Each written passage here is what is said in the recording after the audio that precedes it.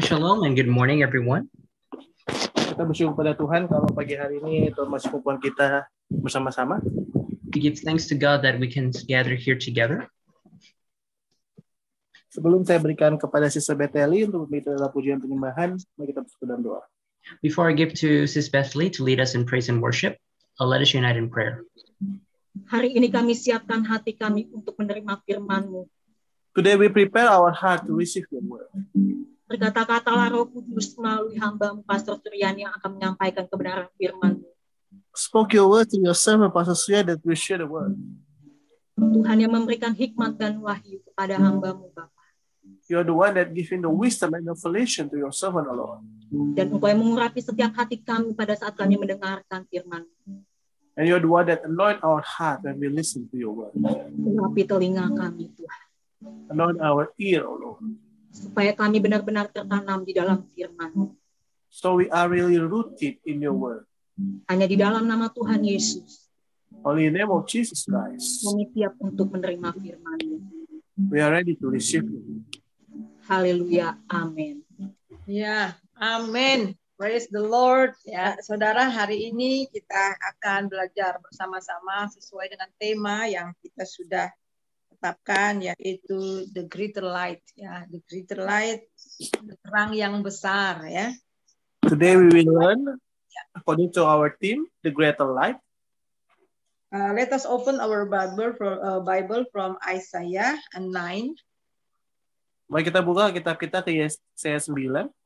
I would like we read from verse 1 through verse 6.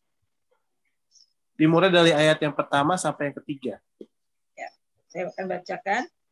Bangsa yang berjalan di dalam kegelapan telah melihat terang yang besar. Mereka yang diam di dalam kekelaman, atasnya terang telah bersinar.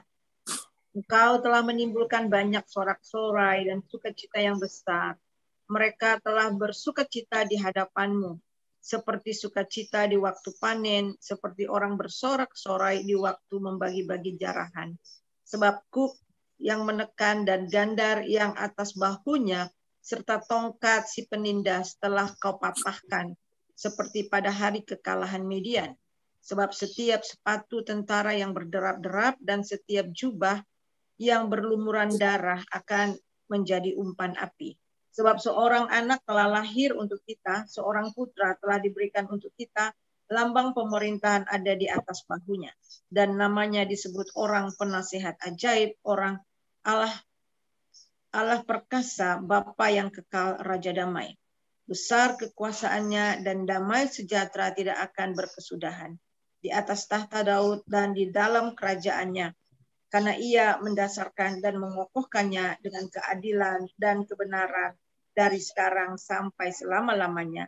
Kecemburuan Tuhan semesta alam akan melakukan hal ini. Isaiah 9, verse 1 until 7, NLT. Nevertheless, the time of darkness and despair will not go on forever. The land of Zebulun and Naphtali will be humbled, but there will be a time in the future where Galilee of the Gentiles, which lies along the road that runs between the Jordan and the sea, will be filled with glory. The people who walk in darkness will see a great light. For those who live in the land of deep darkness, a light will shine. You will enlarge the nation of Israel, and its people will rejoice. They will rejoice before you as people rejoice at the harvest, and like warriors dividing the plunders. For you will break the yoke of their slavery and lift the heavy burden from their shoulders. You will break the oppressor's rod, just as you did when you destroyed the army of Midian.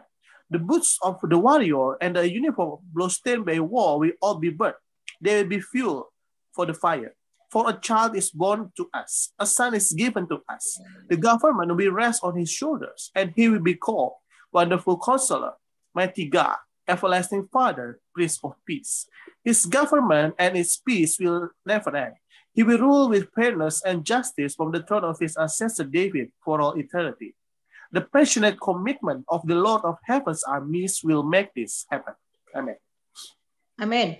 Nah, saudara yang kekasih, di sini kita melihat bahwa terang, ya. Kalau berbicara mengenai terang itu berbicara mengenai kehidupan. we can see here that this is talking about the light, and if it's talking about light, it's talking about light. Di mana ada kehidupan, di situ ada terang. Where there is light, there will be light. Dan kegelapan itu berbicara mengenai kehidupan dalam kejahatan atau dosa. And darkness speaks about living in sin or living in evil. Dan kemudian kita lihat bukan hanya living in evil, but also hidup di dalam kesuraman, tidak ada masa depan, dan menuju kepada kebinasaan. Not only living in evil, but also living in sorrowness. There are no future for the person going to be perished. Jadi jelas bahwa inilah yang digambarkan oleh firman Tuhan. So it's very true that this is the one that are stated by the word of God. Beberapa tahun yang lalu, beberapa tahun yang lalu saya pernah melayani di Kalimantan, dan saya kalau ada acara-acara tertentu saya masuk ke pedalaman di mana tidak ada listrik di sana. Many years ago, I was surfing in Kalimantan, and when there are some event, I go into the deepest part of the forest, and there is no electricity over there. Dan sebagian rumah itu mereka hanya memakai pelita kecil. Jadi kalau ada orang yang ekonominya agak sedikit baik, mereka pakai genset. So if in some houses they will just using some small lamp, but if the economy is better, some people that economy better, they are using the genset or the generator. Jadi biasanya saya tinggal di suatu kampung, tinggal di satu kampung, dan malam itu KKR. Biasanya pagi itu ada seminar, malam KKR. Dan malamnya itu saya akan pergi ke suatu kampung yang lain, dan lewat hutan-hutan. Mostly, we are doing the crusade there. I will still stay in the village, and then in the night I will go into another village. We are going to the forest. Jadi hanya pakai motor, majelis gereja akan menjemput saya pakai motor, dan mungkin ada 2-3 motor, kami konvoy bersama-sama. So they are just using the bicycle, and then 2 or 3 of us are doing the convoy together into that village with some pastors. Dan ini hutan rimba kadang-kadang kita masuk hutan rimba yang kita hanya mendengar suara wak wak wak, suara burung dan sebagainya, kicauan-kicauan di malam hari. We are going into a deep forest that we just can hear the voices of the bird, like the big bird in the forest. Dan sinar bulan juga hanya remang-remang, hanya sedikit saja. Jadi satu-satunya penerang kami itu adalah lampu motor. And the moonlight is also just a bit, and the one light that we can get is from the lamp of the bike. Jadi di sepanjang jalan itu hanya saya lihat kiri kanan di luar dari center itu kiri kanan itu gelap hampir tidak kelihatan apa-apa, hanya gelap saja, hanya hitam gelap. So outside of the flashlight, we just can see there's a darkness on the left and on the right. Dan saya bisa merasakan tidak nyaman berjalan di dalam kegelapan seperti itu. And I can feel that it is not nice, not comfortable that walking in that darkness like that. Dan itu efeknya di perasaan juga, saudara. Jadi memang tidak nyaman sekali. Pokoknya rasanya itu tidak nyaman di jalan kiri kanan yang gelap, dan tidak tahu apakah itu ada jurang atau ada apa, kita nggak tahu. Kita hanya mengikuti jalan setapak itu saja, jalan yang hanya untuk motor. It's really feel uncomfortable because we also doesn't know in the left or that there will be any cliff or so. We just following that small road that led into that village. Jadi kadang berjalan dari satu kampung ke kampung 30 menit atau sampai 1 jam tergantung jauhnya. Nah, saudara, ketika sudah hampir masuk kampung dan saya mulai melihat, misalnya saya di atas, saya melihat ada cahaya di atas. And then when we are almost entering a village, it's maybe again 30 minutes or one hour road. When I want to almost see the village, we will see that the light upon the village. Dan langsung itu efek ke perasaan juga. Perasaan saya waktu saya lihat kampung, rasanya release, sangat feel release, and then feel like that because I saw the light. And it also affected our feelings ketika masuk ke kampung itu, merasakan seperti ada kelepasan. That mean that in that compounds atau in that village there are alive. Itu artinya di kampung itu ada kehidupan. Jadi ada kehidupan karena ada orang-orang yang tinggal di sana, itu kampung. Jadi ada lampu. Jadi lampu mulai ada genset juga ada. Jadi ketika masuk itu rasanya lega sekali. karena barusan dari kegelapan dan masuk kepada terang ya. Because there's life in that place, so they are generator, they are light. So because we are entering a life and from the darkness going into the light. Nah, di firman Tuhan tadi mengatakan di dalam ayat yang pertama, bangsa yang berjalan dalam kegelapan telah melihat terang yang besar. Mereka yang diam di negeri kekelaman, atasnya terang telah bersinar. At verse 1, the Bible says, nevertheless, that time of darkness and despair will not go on forever. Nah, perhatikan di sini berjalan ya. Berjalan, kata berjalan di sini itu adalah kata kerja. In the Indonesian Bible, there are word walking, and if we see walking is like a verb, an action. So we walk, that's mean dari berjalan di dalam kita menjalani kehidupan. Itu artinya orang yang berjalan dalam kegelapan, orang yang hidupnya menjalani kehidupan yang di dalam kegelapan. It means that if you are the people that walk in darkness is the people that are living their life in darkness before. So they're living and action, and they experience the darkness of their life. So the people walking in the darkness have seen the great light. Jadi it's really living in the darkness. That means living, the people who living in the darkness, living in the sin, living in unhope. Jadi itu orang-orang yang betul-betul tinggal hidup di dalam kegelapan, yang mereka hidup dalam dosa, mereka akan melihat terang yang besar. And they are living no hope. Tidak ada direction, no direction where to go. Dan mereka itu tidak punya harapan, mereka tidak ada arahan, mereka mau kemana. Dan di sini menceritakan bagaimana kondisi, the situation of God's people pada saat itu. And this also telling situasi dari umat Tuhan at that time. Jadi mereka itu adalah hidup di dalam dosa. Mereka telah meninggalkan Tuhan dan mereka mulai menyembah berhala. So they are living in sin. They are starting to go back from the Lord and they are starting to worship idols. Padahal mereka adalah umat kepunyaan Tuhan, tetapi karena mereka meninggalkan Tuhan dan kemudian berbuat dosa, sehingga mereka mengalami kegelapan. Akan tetapi di sini Tuhan berkenan kembali untuk melawat mereka. Because they are living their life, they are living God, they are worshiping idols, so they are living in the darkness. But the Lord is waiting for them to return back unto Him. Inilah yang sangat luar biasa. Allah yang ada di dalam Alkitab, Allah yang kita kenal di dalam Tuhan Yesus itu adalah Allah yang mencari, walaupun manusia yang sudah berdosa dan telah meninggalkan Dia, tetapi Dia mencari, Dia berkenan mencari manusia supaya manusia kembali lagi kepada terangnya. This is the great thing about our God, the Lord that are seeing their people is in sin, but He still want to seek back their people, His people. Nah, kita melihat bagaimana kekecewaan Tuhan, kesedihan Tuhan atas bangsa Israel yang telah meninggalkan Dia. We see how much God is in disappointment for the Israelites that are leaving Him behind. Di dalam ayat yang pasal yang kelima saya akan bacakan ya. I will sing for the one I love, a song about his vineyard. Di Yesaya pasal kelima, Yesaya chapter 5, aku hendak menyanyikan nyanyian tentang kekasihku, nyanyian kekasihku tentang kebun anggurnya. Kasihku itu punya kebun anggur di dalam bukit yang subur.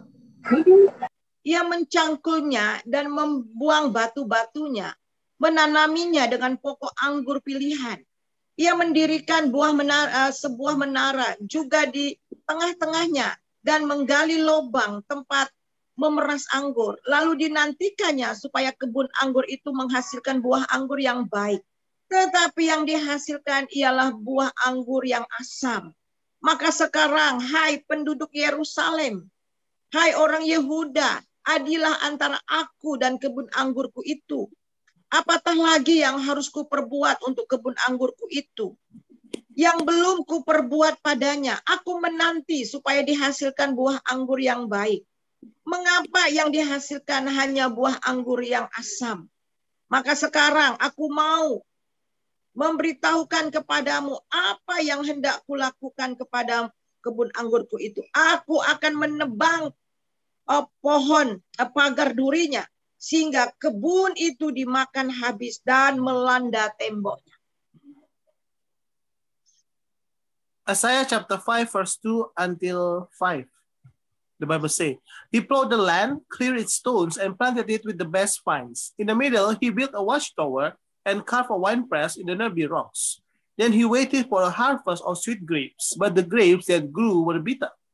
Now, you people of Jerusalem and Judah, you judge between me and my vineyard.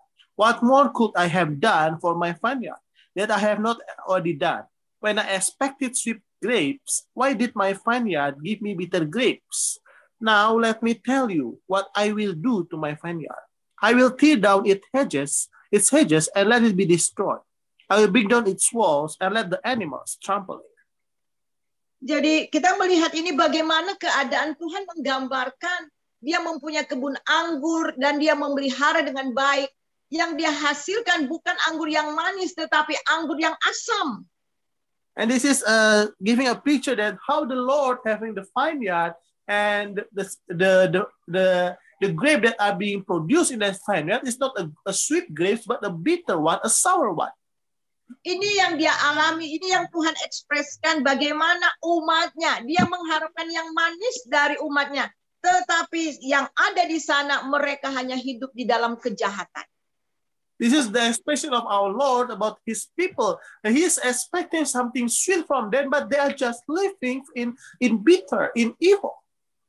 Sehingga di dalam ayat yang ke-6, aku akan membuatnya ditumbuhi semak-semak, tidak dirantingi dan tidak disaingi, sehingga tumbuh putri malu rumput, dan aku akan memerintahkan awan-awan supaya jangan diturunkannya hujan di atasnya.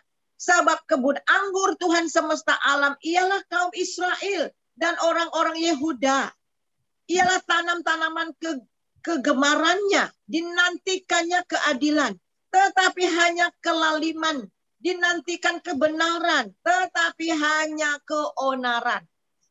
So at verse 6 and 7, the Bible says, I will make it a wet place where the vines are not grown and the ground is not good, a place overgrown with briars and thorns. I will command the clouds to drop no rain on it. The nation of Israel is the vineyard of the Lord of heaven's armies. The people of Judah are his pleasant garden. He expected a crop of justice, but instead he found oppression. He expected to find righteousness, but instead he heard cries of violence. Jadi betul-betul umatnya ini sudah berjalan di dalam ketidakbenaran, keonaran. Kalau kita baca di dalam pasal yang pertama, bahkan gembala-gembala, imam sudah melakukan yang betul-betul menyakiti hati Tuhan. So it's very true that his people is already walking in darkness, even walking in evil. Even the shepherd, the priest are already doing something bad in the eyes of the Lord. Sebab itu Tuhan mengizinkan bangsa Asyur untuk memerangi mereka. That's why the Lord let the Syrians to take war against them. Dan di sini dikatakan bahwa bangsa ini akhirnya saudara menginjak-injak mereka dan menyerang mereka sehingga banyak ratusan ribu orang yang tewas oleh karena serangan daripada bangsa Asyur ini. And it also causes these Syrians to trample upon them, and there are hundreds thousands of people that are passed away dead in battle. Dan kemudian Israel Utara bersepakat membuat satu persekutuan dengan Aram untuk membentengi mereka dari bangsa Asyur. And also the North Israel are making some arrangement with Aram to make fortified walls against Syrians. Dan Raja Aram dengan Israel Utara mengajak Israel Selatan yaitu Ahaz, Raja Ahaz, supaya bersekutu dengan mereka, tetapi dia menolak. And Aram and also the North Israel invited the South Israel, the king Ahaz, to to join them, but he refused. Dan apa yang dia lakukan, bahkan dia join, ya, membayar upeti kepada Asyur. And what he did, he even paid some bribe, some money to Syrians. Dengan satu harapan, mungkin dengan membayar upeti, dengan melakukan hal ini, Asyur akan melindungi dia. Dia dibikin seperti spesial. Tetapi justru mereka semakin ditindas.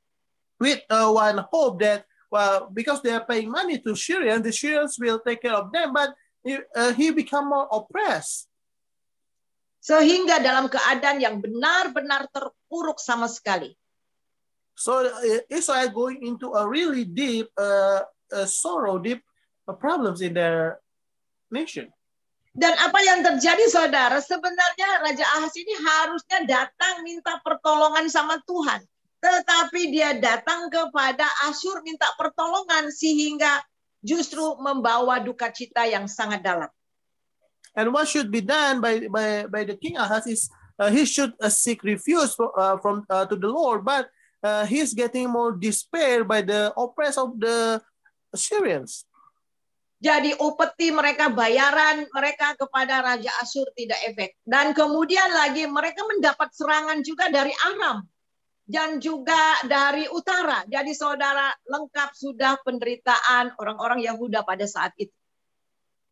So there are so many the Judah people also experiencing attacks from the north, also from the Arabs, and they are experiencing so many things at that moment.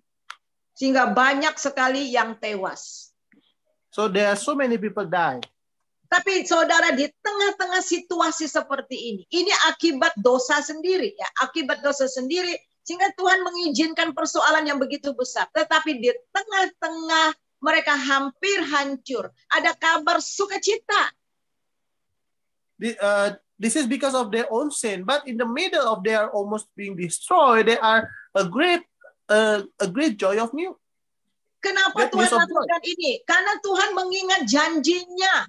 Dia setia kepada bangsa Israel. Dia setia walaupun mereka seringkali tidak setia. Tetapi dia setia bahwa dari bangsa Israel ini, dari suku Yehuda ini akan lahir juru selamat. Sebab itu dia tidak membinasakan mereka.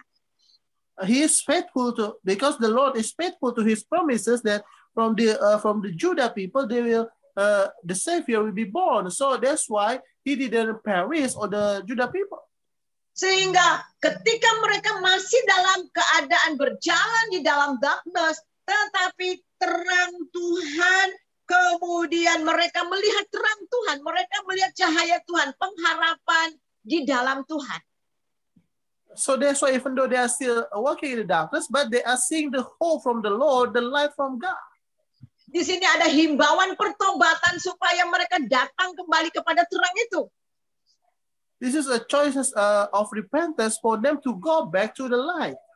Dan di sini mereka yang diam di dalam kekelaman. Atasnya terang telah bersinar, terang Tuhan, perkenanan Tuhan sekali, lawatan Tuhan sekali lagi bersinar atas mereka. And this is the people that are in despair. The light of God is shown one more time upon him. The help from the Lord is be with them. Ini saudara menunjukkan betapa Tuhan itu mengasihi kita. Jadi bukan manusia yang mencari Tuhan, karena tidak mungkin manusia yang berdosa ini mencari Tuhan. Tetapi Tuhan sendiri yang menjangkau manusia, membawa manusia itu kembali kepada terangnya. It shows how much the Lord is love us, and it's not us people that seek God, but God himself who seeks us, because we are in sin, we cannot seek him. Coba kita melihat di dalam Matius pasal, kita lihat Matius pasal yang keempat, ayat 16 dan 17. Let us see from the book of Matthew, chapter 4, verse 16 to 17. Dan ini adalah nubuat untuk kedatangan Mesias, yaitu Yesus sendiri. This is the prophecy about the coming of the Savior, is Jesus himself. Kita melihat di dalam, dan kita lihat di dalam Matius pasal yang keempat. Jadi kalau kita lihat nubuatan, kita harus tahu nubuatan itu berbicara kekinian dan juga untuk masa depan. Jadi keselamatan yang saat itu, pembebasan saat itu di masa yang bangsa Israel alami itu, tetapi juga sekaligus untuk pembebasan yang dijanjikan Tuhan di masa depan di dalam Tuhan Yesus. So we can see at Matthew chapter 4, and if we see a prophecy, this is the prophecy that for at that time, and also for the future, that the liberation that the Bible say at that time is for that period, and also for the period in the future in time of this prophecy. Nah, kita melihat bagaimana kalau kita lihat di dalam pasal yang keempat, mulai dari ayat yang ke-15 sampai ayat yang ke-17, Yesus tampil di Galilea. Kita baca ayat yang ke-15. Tanah Zebulon dan tanah Naftali, jalan keluar daerah seberang sungai Yordan, Galilea, wilayah bangsa-bangsa lain. Bangsa yang diam dalam kegelapan, yang melihat terang, telah melihat terang yang besar. Dan bagi mereka yang diam di negeri yang dinaungi maut, telah terbit terang.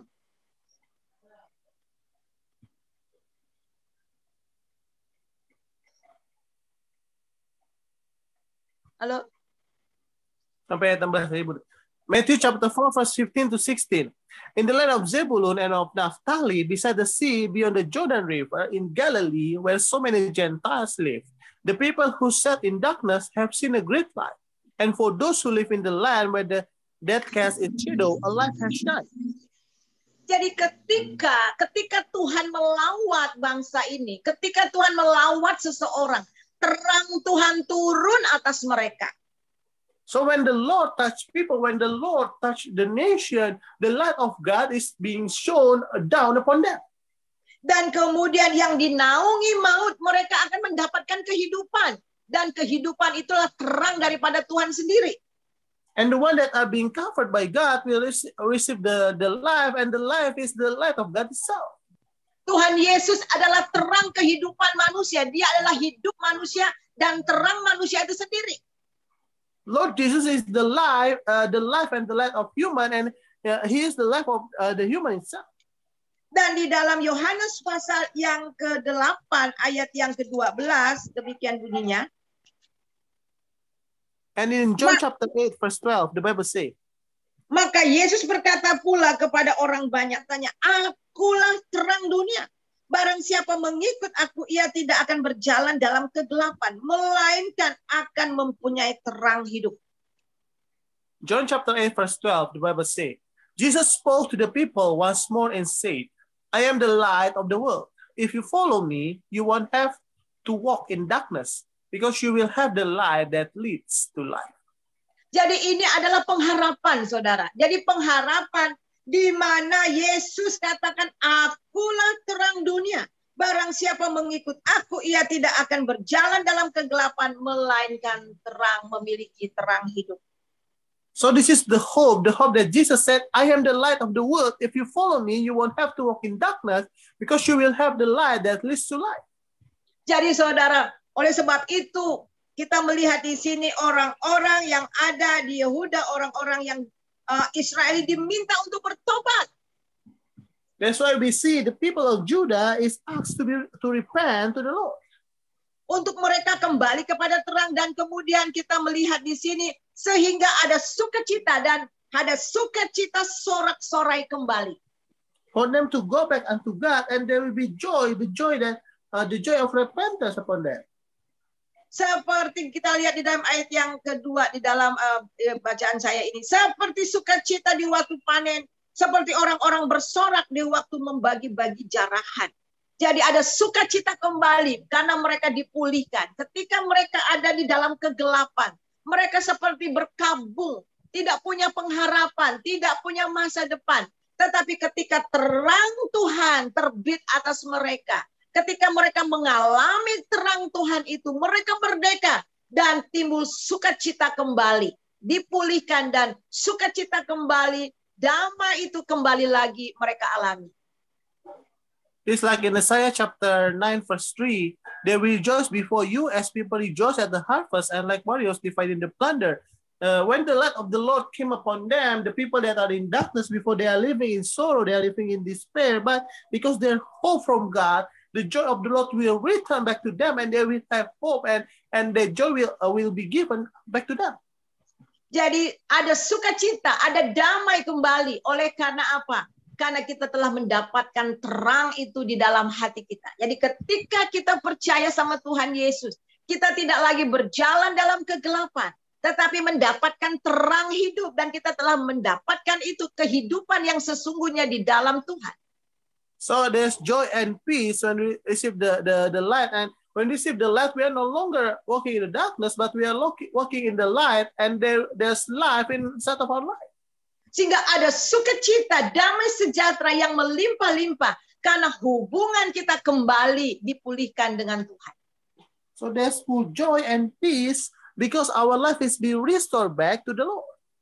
Dan di dalam ayat yang ketiga, di sini dikatakan, kuk yang menekan kita itu kemudian dipatahkan. Tidak ada lagi kuk, tidak ada lagi belenggu-belenggu yang mengikat kita. Kita merdeka dari dosa.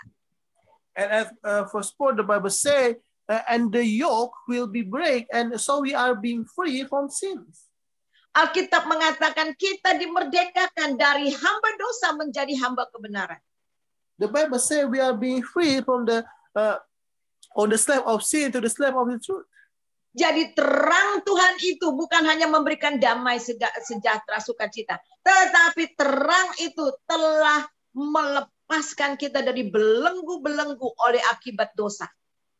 So the light of God is not just make us just not give it to us, but also make us free from the chain bondage of sin. Termasuk belenggu-belenggu kemiskinan, kesusahan hidup, tidak punya masa depan, diputuskan di dalam Tuhan Yesus, dipatahkan oleh karena terang itu yang hadir dalam hidup kita. Also the bondage of property, the bondage that we doesn't have a future, everything is broken by the name of Jesus. Karena memang iblis itu datang untuk mencuri, membunuh, dan membinasakan. Tetapi Yesus datang supaya kita memiliki hidup dan hidup berkelimpahan di dalam Dia. So it's very true that the devil came to steal, kill, and destroy, but Lord Jesus came to give us life and living it abundantly. Ini berbicara bukan hanya secara rohani, tetapi kita mengalami kelimpahan secara rohani dalam Tuhan dan juga mengalami kehidupan yang berkelimpahan secara jasmani. It's also not speaking about the blessings spiritually, but also the blessings that we will have physically. Kalau saya berbicara kelimpahan jasmani, bukan berarti kita harus jadi kaya raya yang mempunyai segala, tetapi tidak akan pernah kekurangan di dalam Tuhan. If I speak about physical blessing, it's not saying that I should maybe rich, but will never lack.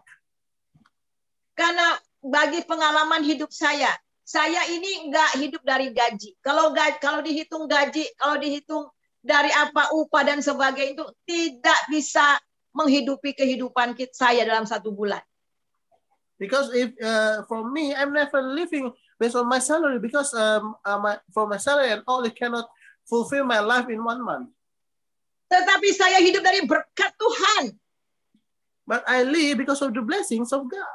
Dan saya percaya kita semua juga hidup dari berkat Tuhan. Berkat Tuhan itu melebihi daripada upah. And I believe that every one of us also living by the blessings of God, and it's more than anything that we can get. Karena ketika kita mendapatkan terang Tuhan itu, maka keran-keran berkat juga akan dibukakan bagi kita. Because when we receive the light of God, also the host of blessing will also be opened unto us. Jadi di dalam Yesaya ini adalah kuk yang menekan mereka. Oh, bangsa-bangsa Asyur, bangsa Aram dan sebagainya yang mengekang mereka, yang menjajah mereka telah dipatahkan. So at this Isaiah, the yoke that is oppressing Israel at that moment, every one of them are being destroyed. Dan di dalam ayat yang keempat, sebab setiap sepatu tentara yang berderap-derap dan setiap jubah yang berlumuran darah akan menjadi umpan api. Dan di sini tidak ada lagi tentara, tidak ada lagi penjajahan, menjajah kita, tetapi kita merdeka dari penjajahan iblis. And at verse 5, the boots of the warrior and the uniform clothes stained by war will all be burned. They will be fuel for the fire, so there will be no more oppression that will oppress us. Ini karena terang Tuhan, yaitu Yesus sendiri, yang sudah memerdekakan kita sehingga kita lebih daripada pemenang. It is because the light of God, Jesus itself, already make us free, making us more than conquerors. Di dalam ayat yang kelima, sebab seorang anak telah lahir untuk kita. Seorang putra telah diberikan untuk kita. Lambang pemerintahnya ada di atas bahunya. Dan namanya disebut orang penasehat ajaib. Allah yang perkasa, Bapa yang kekal, Raja damai. And at the next verse, for a child is born to us, a son is given to us. The government will rest on his shoulders. And he will be called Wonderful Counselor, Mighty God, Everlasting Father, Prince of Peace. Wah, luar biasa. Seorang anak telah lahir. Nah, inilah Yesus telah digenapi. Ini adalah nubuat yang dinubuatkan oleh Yesaya 700 tahun sebelum Tuhan Yesus lahir. It's amazing that a child will be born, and this is Jesus.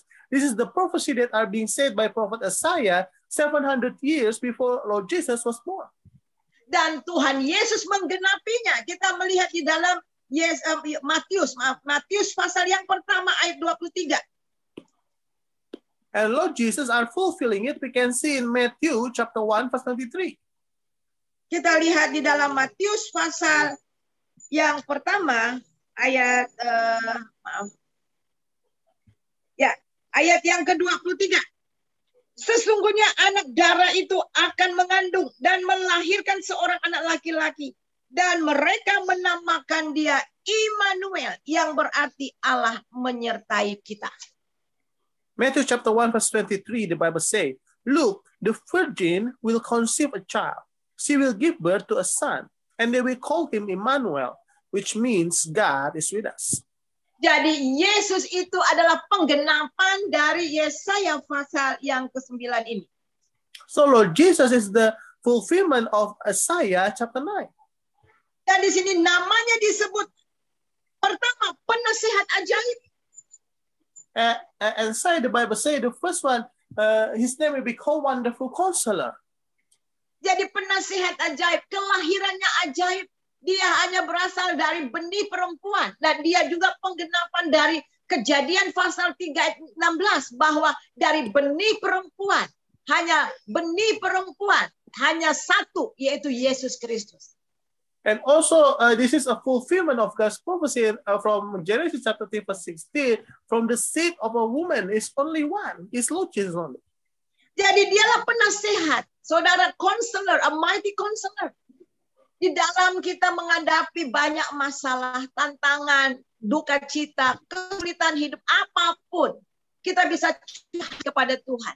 Karena dialah mighty counselor kita. Karena dialah counselor kita yang sangat luar biasa. Dia mendengar, mengerti semua apa yang kita alami. So he is the wonderful counselor, the mighty counselor, that everything that we are experiencing in life, maybe it's pain, maybe it's sorrow, maybe we want to have everything we can speak all the things unto him because he is our mighty and wonderful counselor. Dan luar biasa, dia bukan hanya kita lihat kembali kepada Yesaya pasal yang ke-9 ayat yang ke-5. Kemudian di sini Allah yang perkasa. Jadi Yesus disebut Allah yang perkasa. And if we come back into Isaiah chapter 9, the Bible also say that Lord Jesus is also the mighty God. Jadi berarti Yesus itu adalah Tuhan. Dialah Allah. Dialah firman yang datang menjadi manusia. So it means that the Lord Jesus is God, the word that became the flesh. Dan dia di tengah-tengah kita. Ini luar biasa, saudara. Dalam bahasa teologianya. Dia adalah Allah yang maha tinggi, yang berkuasa di atas sana, yang tidak terjangkau.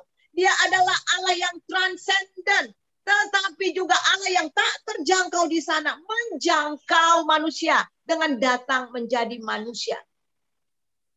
In the theological way, he is amazing. He is the Almighty God, the transcendent God, but he is also coming to go and seek for human.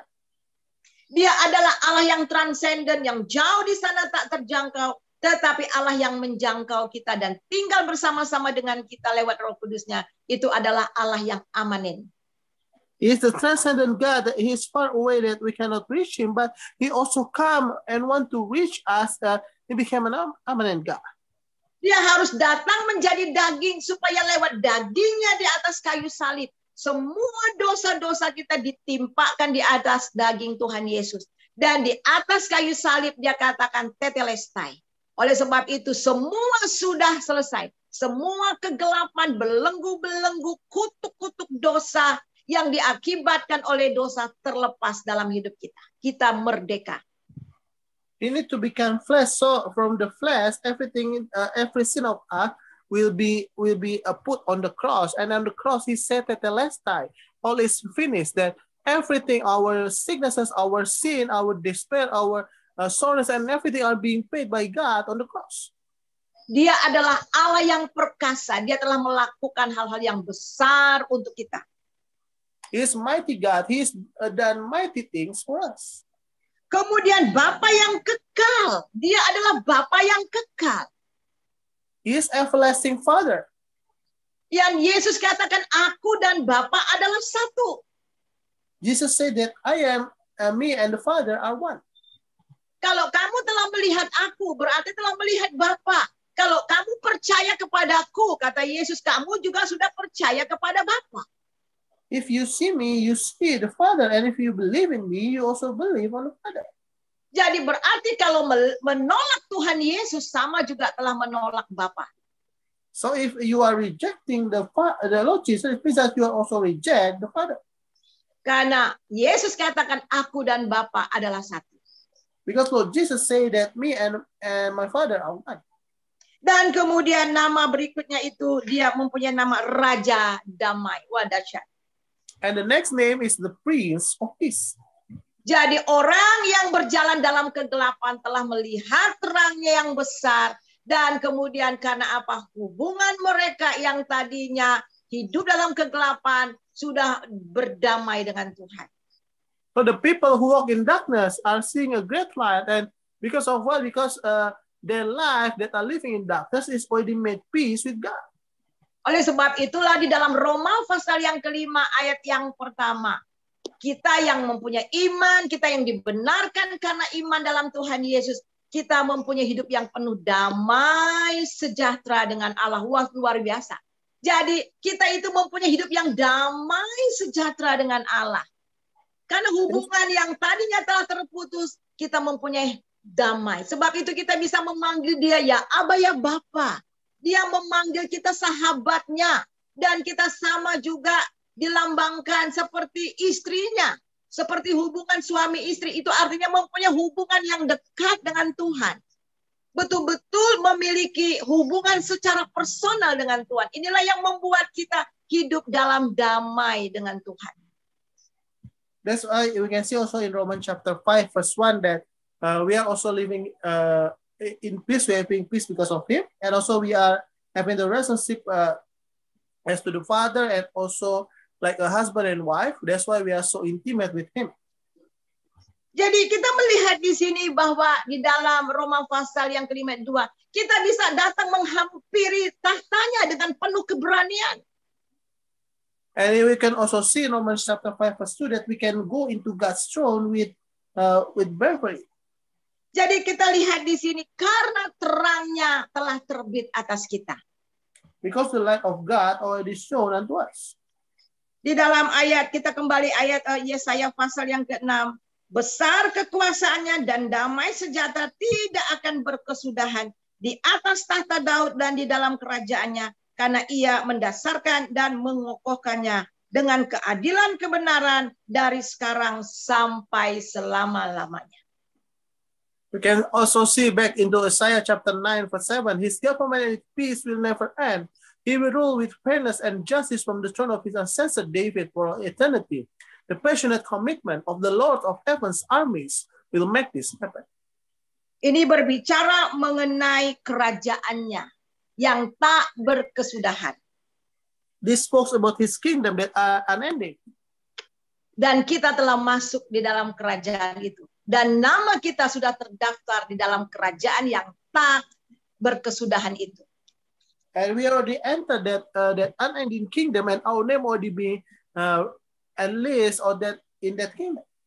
Sebagai orang-orang yang sudah percaya Yesus, menerima Yesus sebagai Tuhan dan Juru Selamat, dan mengakui Dia adalah Tuhan dan Juru Selamat kita, dan hidup di dalam Dia, Alkitab mengatakan bahwa kita sekarang sudah berpindah dari kerajaan kegelapan dan masuk ke dalam terangnya kerajaan terang anaknya.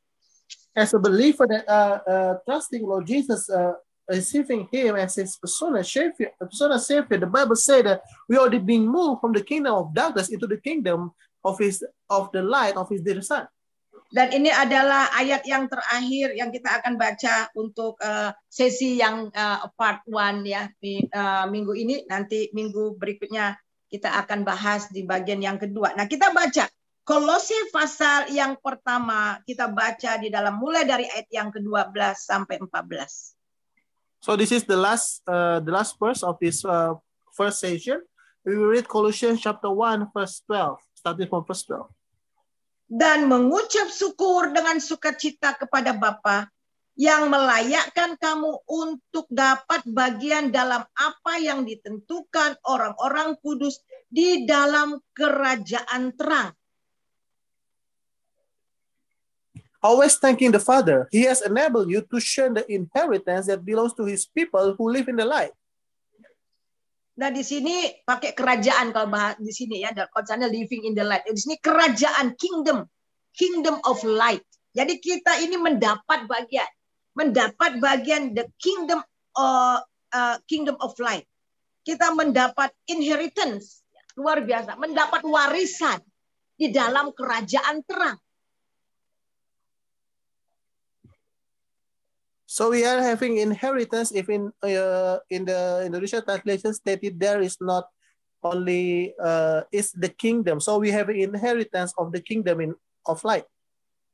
Ia telah melepaskan kita dari kuasa kegelapan dan memindahkan kita ke dalam kerajaan anaknya yang kekasih. For He has rescued us from the kingdom of darkness and transferred us to the kingdom of His dear Son. Di dalam Dia, dalam Yesus, kita memiliki penebusan kita, yaitu pengampunan dosa. Who purchased our freedom and forgave our sins. Jadi sekarang status kita tidak lagi berjalan di dalam kegelapan, tetapi berjalan di dalam terang Tuhan. Karena terang Tuhan yang besar itu telah terbit di atas kita. So our status, we are no longer walking in the darkness, but we are now walking in the light of God, because the light of God is already shown in our life. Di dalam terangnya kita dimerdekakan. Instead of His life, we are being free. Di dalam terangnya kita dilepaskan dari semua belenggu-belenggu yang mengikat kita selama ini. Instead of His life, we are being free from all the chains that are bonding us all this time. Termasuk belenggu-belenggu dosa. Also the chain of sins. Juga kutuk-kutuk karena dosa. Also the curse because of the sin. Terangnya telah memerdekakan kita. Dan kita sekarang sudah menjadi warga kerajaan terang anak. His light already make us free, and now we are already becoming the citizens of the kingdom of His dear Son, the kingdom of light.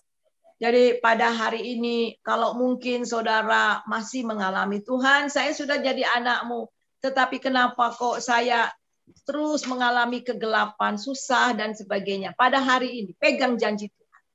Bilang sama Tuhan bahwa saya sudah menjadi warga kerajaan terang. Dan saya tidak lagi berjalan di dalam kegelapan.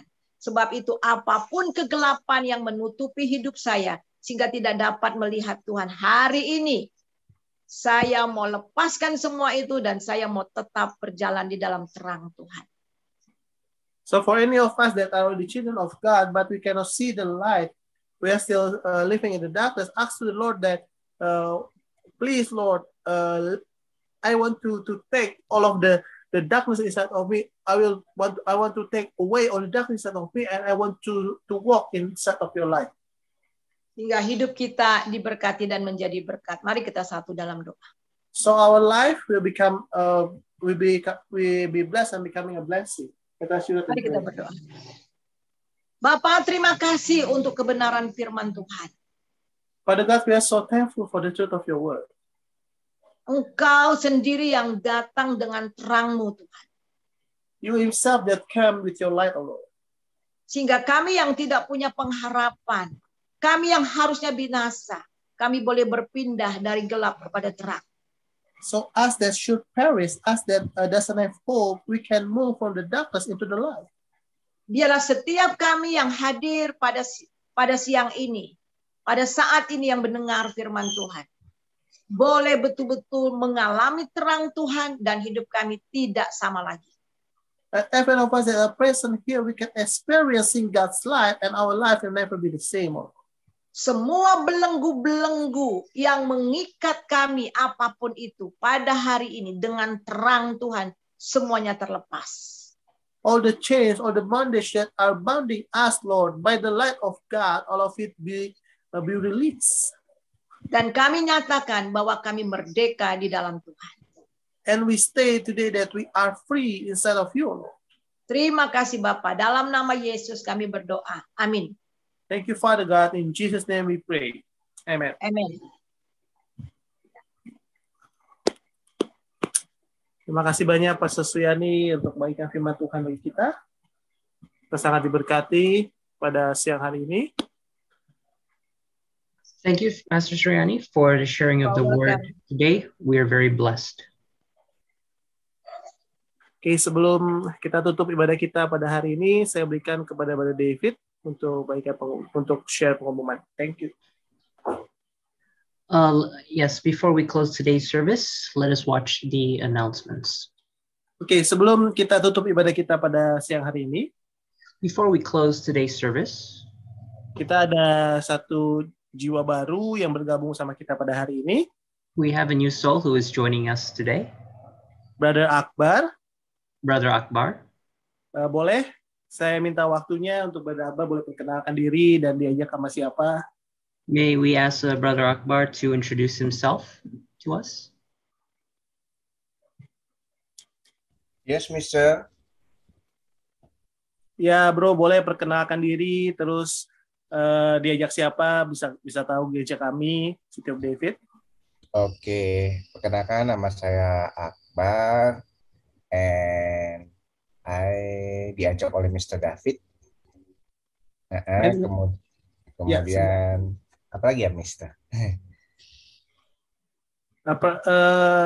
Sebelum kerja di tempat di pekerjaannya apa? Kerjanya sebagai guru di satu kerjaan sama Mr. David. Okay, so this is Brother Akbar. He was being invited by Brother David, and also he is working currently with Brother David. Yes. Okay, kami dari Gereja CCG City of David Jakarta Indonesia menyambut Brother Akbar masuk dalam komunitas kami, dan kami menunggu dalam minggu-minggu berikutnya untuk kembali join bersama dengan kami. Oke, Mister. Welcome, Bro Akbar. Welcome, Brother Akbar. God bless you. Glad to see you here. God bless you. God bless you, Mister. God bless you. Yeah. Okay, we will close our service for tonight. Our service for this afternoon. I invite Pastor Fidelis to close us in the prayer. Excuse me, Mister. Yes. I have a question. Oke, boleh silakan. Tadi saya ketika mendengarkan penjelasan apa nih panggilannya, Bunda Pastor ya? Pastor Suryani. Oh ya, panggilnya Bunda aja boleh? Ya. Boleh. Ya. Boleh. Bunda, Ya. saya ada kata-kata yang tadi terdengar membuat saya tersentuh gitu, yang dimana tadi kalau nggak salah mohon dikoreksi ya, manusia tidak mencari Tuhan tapi Tuhan yang menjangkau kita gitu, dan itu sih yang saya rasakan saat ini sih seperti itu gitu. Itu mungkin sangat berarti ya. Jadi kan mungkin kebanyakan yang lain mungkin berpendapat atau mungkin bilang manusia harus mencari Tuhan gitu kan. Tetapi di sini saya sangat tadi menarik banget dengan kata-kata yang dimana Tuhanlah yang menjangkau kita, yang mengarahkan kita kemana gitu. Itu sih. So, Brother Akbar, Mustah yang did buat say saya that ini. he was being touched by the word of God, stating from statement of Pastor Suyani stated that it's not us that are seeking the Lord, but the Lord that are coming to seek us. That's the word that really touched him, and he was touched by it, because the other religion says that we need to seek the Lord, we need to seek God, but here the Lord is seeks us. He is the one that seeks us. Mungkin Bunda mau menyampaikan sesuatu? Ya, ya betul ya. Jadi Tuhan kita yang kita kenal di dalam Tuhan Yesus itu adalah Tuhan yang menjangkau kita. Jadi manusia yang sudah berdosa tidak mungkin menjangkau Tuhan. Walaupun kita berbuat semaksimal mungkin, tetapi status kita tetap tidak sempurna di hadapan Tuhan. Tidak ada satupun perbuatan baik kita yang dapat mencapai standar kita untuk kita dapat diterima oleh Tuhan. Karena memang kita sudah berdosa. Tetapi Tuhan sendiri yang datang menjangkau kita. Ini luar biasa. Dalam sejarah bangsa Israel, berkali-kali mereka meninggalkan Tuhan. Tapi berkali-kali dia menjangkau mereka kembali untuk datang kepadanya. Dan akhirnya digenapi di dalam Tuhan Yesus. Jadi Tuhan Yesuslah yang datang menjangkau kita, supaya kita yang percaya kepadanya tidak binasa, melainkan beroleh hidup yang kekal. Jadi bagaimana Allah menjangkau manusia? Lewat Tuhan Yesus. Dia harus datang menjadi manusia, karena kita manusia, ya, karena kita daging. Sebab itulah dia harus menjadi daging, supaya dia bisa berkomunikasi dengan kita, dan kita bisa berhubungan dengan dia secara pribadi. So this is very true that we know that the Lord that we serve, Lord Jesus Christ, is the one that are reaching out to us. And it can be seen that from all the time of the Israelites, that when they are going against God, when they are moved away from God, the Lord asks them to go back. And this is being fulfilled by his son, the Lord Jesus Christ, that coming into the world, becoming flesh. Because we are, as human, we are full of sin, and we cannot comprehend what the Lord wants. And also that that's why Lord Jesus need to came as flesh, same as us, to reach out to us, for us not to be perished in hell, but we can live, we can have an eternal life in heaven. Ya, itu saja ya Akbar. Nanti kalau mau tanya-tanya lagi silakan. Oke Bunda, thank you Ya. Bunda. Ya, selamat datang ya. Tuhan Yesus memberkati. Amin. I hand over to you, Pastor Fidelis. Ya. Okay, thank you so much. God bless everyone. And also want to say God bless you for our brother, our friend that has come here today. I pray that the Lord indeed will touch you, and I know that your life will not remain the same in Jesus' name. Ya, terima kasih banyak. Tuhan memberkati. Terutama bagi saudara kita yang bergabung sama kita pada hari ini. Saya berdoa biar benar-benar Tuhan menyentuh Anda dan kehidupan Anda tidak akan sama lagi dalam nama Tuhan Yesus. We'll say that we're in darkness, but light shine upon us. Firman Tuhan berkata bahwa kita dalam kegelapan, tapi terang itu bercahaya bagi kita. Even while we are far away, God is seeking for us. God is saying we should come. He say, come, let us reason together. He is inviting us, is compelling us to come to Him. Jadi sekalipun kita sangat jauh, Tuhan berkata, datanglah, marilah kita berperkara. Jadi Tuhan meminta pada kita untuk kita datang kepada Dia. And today, as we have come into His presence, we ask Holy Spirit that this light that we have come to meet today will radiate in every areas of our life in Jesus' name. Dan hari ini ketika kita bertemu dengan Dia untuk datang kepadanya, kita berdoa biar sinar terang Tuhan itu akan meradiasi setiap kehidupan kita di dalam nama Tuhan Yesus. So Father in heaven, we thank you for your word. We thank you for what you have done today. We thank you for everyone that is here. We thank you for even those who are bringing their offering, their tithes. Lord, we thank you, Spirit of God. Thank you, Lord, because you will bless every one of us today in Jesus' name. Kami bersyukur Tuhan buat setiap kami ada di sini. Kami bersyukur buat setiap yang bergabung sama kami. Bersyukur buat bagi persembahan, perpuluhan mereka Tuhan Yesus. Kami bersyukur Tuhan. Dan kami berkati namamu Tuhan. Kami sangat bersyukur untuk hari ini. want to especially pray for the nation of Indonesia, the city of Jakarta, that Lord, that your light will continue to shine, and every form of darkness we receive, every form of darkness we go in Jesus' name. Kami berdoa secara khusus bagi bangsa Indonesia dan kota Jakarta, biar engkau akan terus engkau bersinar Tuhan, dan setiap bentuk kegelapan akan pergi dalam nama Tuhan Yesus. Lord, we pray that by the power of your Spirit this morning, Lord, we ask, oh God, that your anointing, your power, oh God, will destroy the yoke of darkness in Jesus' name. Kami berdoa Tuhan Yesus, biar dari kuasa terang-Mu di pagi hari ini Tuhan akan menghancurkan kegelapan di dalam nama Tuhan Yesus. We thank you for your daughter you have used, Pastor Surani. We ask that you will bless her, you will continue to anoint her, that the word of God that she has brought out forth will continue to have effect in lives in Jesus' name. Dan kami berdoa untuk anak-Mu yang kau pakai, Pastor Surani, biar kau semakin pakai dia, lengkapi dia lebih lagi Tuhan Yesus, biar dari kehidupannya banyak orang boleh diberkati Tuhan dalam nama Tuhan Yesus.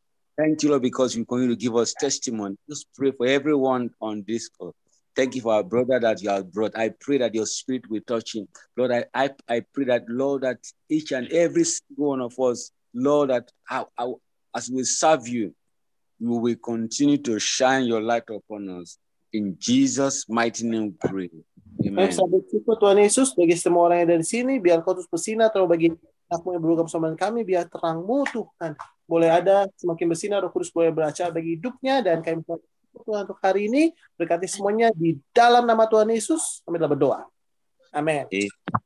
Amen. God bless all of you in the name of Jesus. Tuhan berkati setiap Anda di dalam nama Tuhan Yesus. Amen. Haleluya. Amen. Amen. Amen. Thank you. Happy Sunday, Pastor brother. Fidelis, Pastor Halo, Sriani. Pastor Albert. Selamat pagi. Brother Albert. Good morning, Albert. Yes, David. Aceh, Ruth.